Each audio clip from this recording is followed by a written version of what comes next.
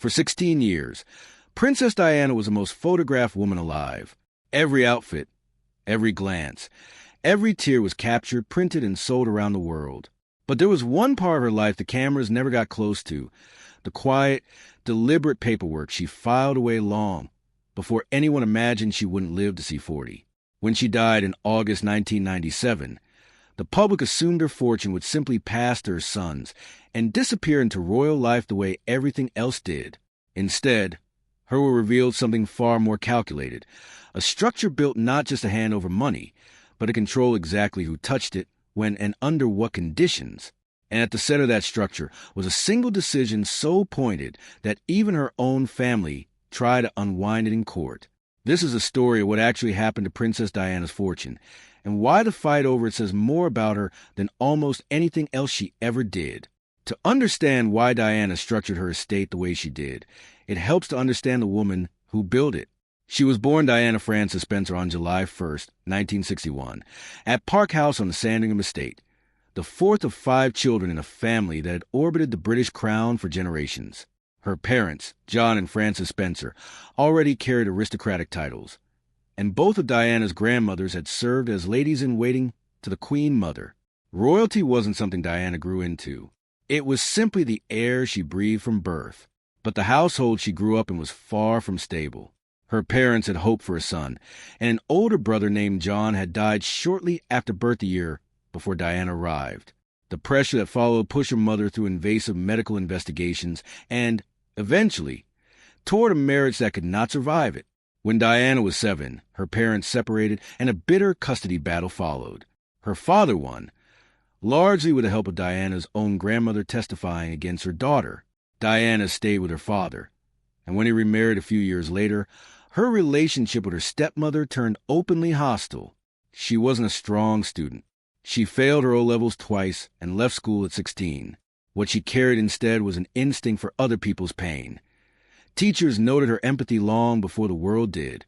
After finishing school, she moved to London, took a series of ordinary jobs, worked as a kindergarten aide and a cleaner, and lived in a flat her mother had bought her, splitting rent with 3 roommates. She wasn't a princess yet. She was a young woman quietly learning how to stand on her own, years before that skill would matter more than anyone could have predicted.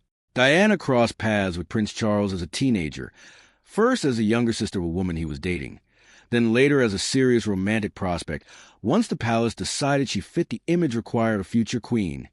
Young, aristocratic, and, crucially, untouched by scandal. What the public didn't know at the time was that Charles had never fully let go of an earlier relationship with Camilla Parker Bowles, a woman he'd loved years before Diana entered the picture, and who remained, quietly, a fixture in his emotional life throughout his courtship of Diana and well into the marriage itself. The couple married in 1981 in a ceremony watched by hundreds of millions of people, and for a few years, by Diana's own later account, there were genuinely happy stretches. 2 sons followed, William in 1982 and Harry in 1984. But the marriage was already under pressure it couldn't withstand. By the mid-1980s, Charles and Camilla had resumed their relationship, and Diana knew it. She confronted Camilla directly at one point, later saying she told her plainly that she knew exactly what was happening and had no intention of being treated as a fool. By the early 1990s, the marriage had collapsed publicly and painfully. Leaked recordings, tabloid headlines, and eventually 2 separate television interviews, one from Charles admitting infidelity, one from Diana delivering her now famous line about there being 3 people in a marriage, turned a private breakdown into a national spectacle. Charles and Diana divorced in August 1996. As part of the settlement, Diana received a lump sum of roughly £16 million and gave up the title Her Royal Highness, though she kept the title Princess of Wales and remained, in the eyes of the public, very much royal in everything but name.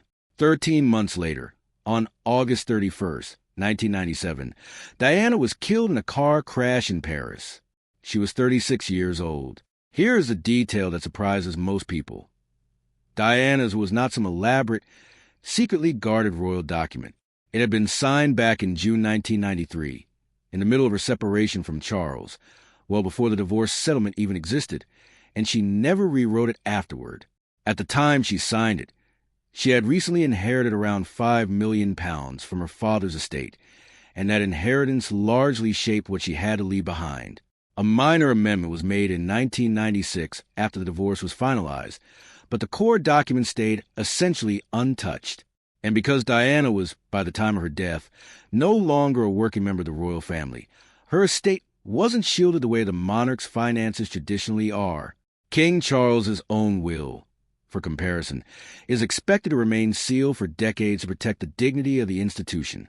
Diana's will carry no such protection. It went through probate like anyone else's, and its contents became public record. What that record showed was a fortune worth just under £22 million, somewhere around $31 million at the time, built from cash, investments, jewelry, clothing, and the divorce settlement she received the year before. After inheritance tax, the estate shrank to roughly £17 million. Her two sons, William and Harry, were named as the primary heirs. On paper, it looked exactly as simple as everyone assumed, a mother leaving everything to her children. It wasn't nearly that simple. Buried in the mechanics of Diana's estate is a detail that cost her sons millions of pounds, and it had nothing to do with Diana's own choices. It came down to what Charles decided to do after her death.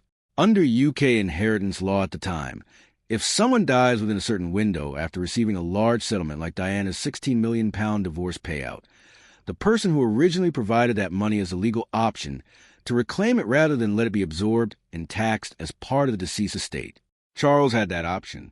Had he exercised it, William and Harry would only have been taxed on the roughly £5 million Diana inherited from her father, and Charles could have reinvested the much larger sum separately, sheltering it from the estate tax that eventually took a significant bite out of what the boys received.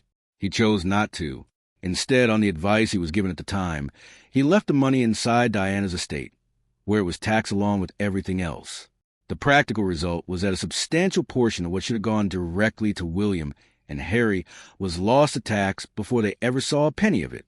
It's a decision that rarely makes it into the fairy tale retellings of Diana's legacy, but it shaped the actual size of her son's inheritance more than almost anything else in the will itself. The day after Diana signed her will in 1993, she wrote something else, a private letter of wishes. This wasn't a legal document in the way a will is. It was a set of instructions, informal by design, meant to guide whoever administered her estate on what she actually wanted done with her personal belongings. Diana's will itself specifically directed her executors to carry out any such letter within 2 years of her death. In that letter, Diana asked that 75% of her jewelry and personal possessions, everything from clothing to sentimental items, referred to in British law as chattels, be split evenly between William and Harry. She also expressed a hope that their future wives would one day wear pieces of her jewelry, a wish that has since come true in striking ways. William proposed to Kate Middleton with Diana's own sapphire engagement ring. Kate has since worn Diana's tiara and sapphire earrings on official occasions. Meghan Markle wore Diana's diamond Cartier bracelet during her and Harry's widely watched interview with Oprah Winfrey. Harry, for his part, had 2 diamonds taken from his mother's jewelry collection and set into the engagement ring he designed for Meghan, placing his mother's memory quite literally on either side of the center stone. But the letter asked for something else too, and this is where things fall apart. Diana wanted the remaining 25% of her personal property distributed among her 17 godchildren, a group that included the great-granddaughter of Winston Churchill and the daughter of a former Mountbatten family member, among others close to her. That request never happened the way she intended. Because the letter of wishes was informal and used language British courts considered advisory rather than binding, words like wish and hope instead affirmed legal instruction. Diana's executors, her own mother and her eldest sister, were able to petition the probate court for what became known as the arrangement. Under this legal variance, the godchildren's share was reduced from a quarter of Diana's personal property to a single item each, chosen by the executors rather than the children's families. Instead of meaningful keepsakes reflecting a relationship many of these children had with their godmother, they were reportedly given things like hunting figurines, china, and coffee service items, the kind of objects that carry almost no personal weight at all. The change was made quietly and wasn't disclosed publicly for years, only surfacing later through an unrelated court proceeding. When the godchildren's parents eventually learned what happened, many were reportedly stunned that a decision affecting their children had been made in secret and never communicated to them directly. It's a detail that complicates the image of Diana as a woman whose final wishes were honored without question. In reality, the people closest to her, the family entrusted to carry out her intentions, quietly overrode part of what she asked for, and it took years before anyone outside that inner circle even knew. The chattels dispute wasn't the only place where Diana's original plan got rewritten after her death. Once the jewelry and personal items were sorted, the bulk of what remained, the so-called residuary estate, was placed into a trust for William and Harry. Diana's was explicit that her son should gain full access to this trust at age 25. That instruction didn't survive contact with the executors either. Using the same legal variants that reshaped the godchildren's inheritance, Diana's mother and sister delayed full access to the residuary trust by 5 years, pushing the age of full control from 25 to 30. William and Harry could draw interest from the trust starting at 25, but the principal itself, reportedly around £10 million each by the time they came of age to receive it, stayed locked until their 30th birthdays. And this is really where the idea of Diana structuring her estate around one specific source becomes clear once you strip away the tabloid framing. Diana didn't leave her fortune to Crown, to charity, or to any outside institution the way some assumed she might, given her complicated relationship with the royal family by the end of her life. She built the entire structure, the trust, the jewelry provisions, even a discretionary fund set up alongside the main estate, around one purpose and one purpose only, making sure her sons and eventually their own families were financially independent of the institution she spent over a decade fighting to hold her ground inside. Every clause, every delay, every dispute ultimately routes back to that same target. It wasn't a random inheritance. It was a deliberate wall built around William and Harry, even if the exact shape of that wall ended up being redrawn by other hands after she was gone. By the time all the legal dust settled, William and Harry each ended up with roughly £10 million from the residuary estate, along with ongoing benefit from a discretionary fund set up alongside the main will, reportedly around £100,000, which continues to generate interest with brothers, and now that both are married, their wives as well. Some of Diana's most symbolically loaded possessions followed a slower, separate path. Her wedding dress, with its dramatic 25-foot train, wasn't handed to her sons right away. For years it remained in the custody of her brother, Charles Spencer, spending part of each year on display at the family estate and touring museums and exhibitions elsewhere, often raising money for charity along the way. It wasn't until Harry's 30th birthday in 2014 that the dress finally passed into his and William's hands, and it later appeared publicly again as part of a royal fashion exhibition at Kensington Palace. Each brother was also given a chance to choose one personal item directly from Diana's belongings shortly after her death. William chose a gold Cartier watch his mother had worn constantly after her divorce, a piece originally gifted to her by her grandfather. Harry chose a sapphire and diamond engagement ring Charles had given Diana back in 1981. The same ring William would later use to propose to Kate, honoring an informal agreement between the brothers that whoever married first would be the one to use it. There's one inheritance people consistently assume William and Harry received that they never actually did. Althorpe, Diana's childhood home in the place where she's buried.